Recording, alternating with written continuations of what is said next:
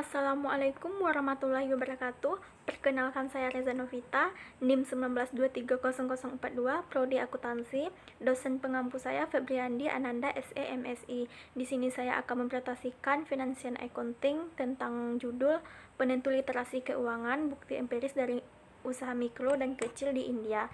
Yang pertama, saya akan menjelaskan pendahuluan. Usaha mikro kecil atau UMKM dianggap sebagai pilar pertumbuhan ekonomi di banyak negara maju dan berkembang di dunia. Dalam konteks India, UMKM berkontribusi sebesar 35% dari nilai total output, 80% dari pekerjaan industri, dan 40% dari total ekspor menurut SINA 2019.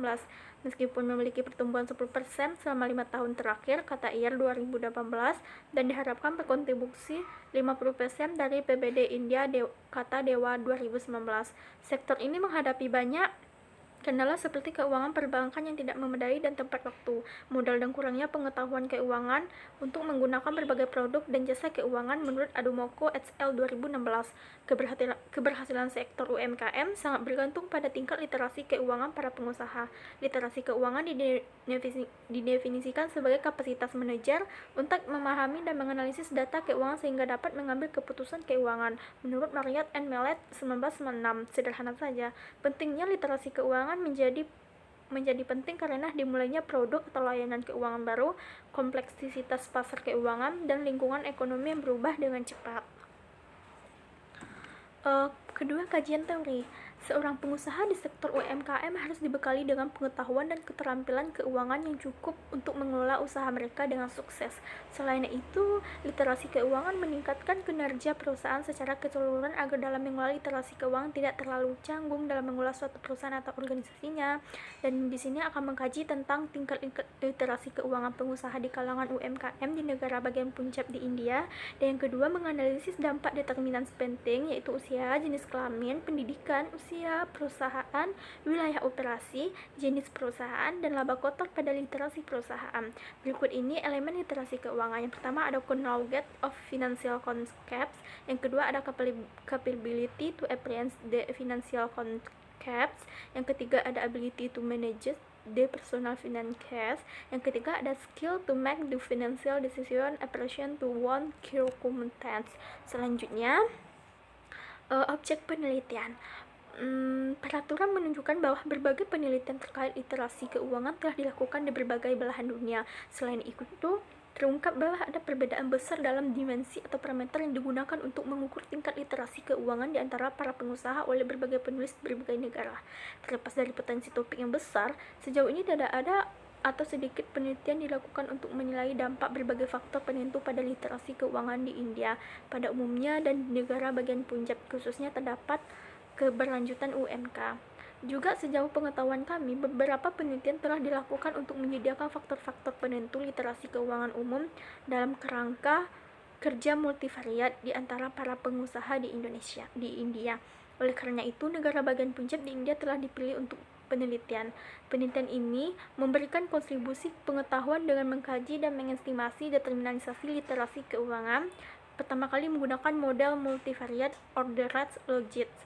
Perlu disebutkan bahwa penelitian sebelumnya meneliti pengaruh literasi keuangan terhadap laba dan pertumbuhan laba, tetapi tidak menggunakan analisis regresi multivariat ini.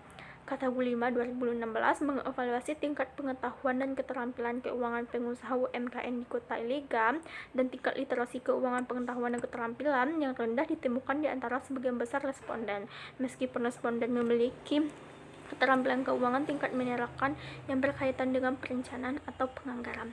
Studi Pronio dan Timong 2017 mengungkapkan bahwa lebih dari setengah 60% dari total jumlah pemilik usaha mikro memiliki tingkat pengetahuan keuangan rata-rata tentang konsep keuangan seperti diversifikasi, bunga, risiko, dan pengembalian. Hasilnya menunjukkan bahwa 40% responden mendapat nilai rata-rata dalam pengetahuan keuangan, sementara 37% mendapat nilai rendah dan 23% mendapat nilai tinggi dalam aspek keuangan ini. Teknik analisisnya ada 3. Pertama ada desain sampel, ada 3 tahap. Yang pertama tahap usaha mikro dan kecil atau UMKM yang beroperasi di sektor manufaktur dan jasa telah dipilih berdasarkan purpose sampling karena perusahaan ini terdiri dari 99,19% dari total jumlah UMK terdaftar di Punjab pada tahun 2015 distrik, yaitu Ludhiana, Jalandhar, dan SASN.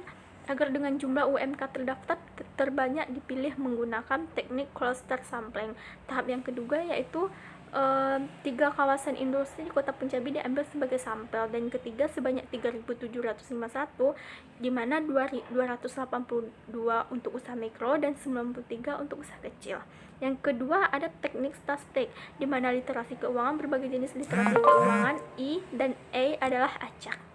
Yang ketiga, instrumen penelitian kuesioner terstruktur diberikan kepada 375 responden, namun 309 yang diisi dulu baru meningkat 82,4%.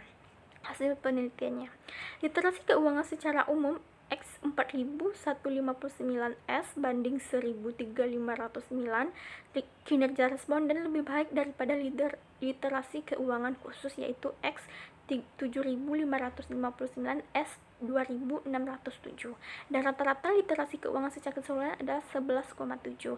Tingkat literasi keuangan yang rendah menyebabkan keputusan keuangan yang salah. Menurut Munoz Borloo et al. 2019, tabungan yang buruk, kurangnya diversifikasi portofolio, manajemen risiko yang tidak efisiensi, dan kekayaan bersih yang rendah menurut Su et al. 2018. Selain itu, rata-rata usia responden adalah 36 tahun dan menunjukkan bahwa mayoritas 305 responden adalah laki-laki atau 98,7%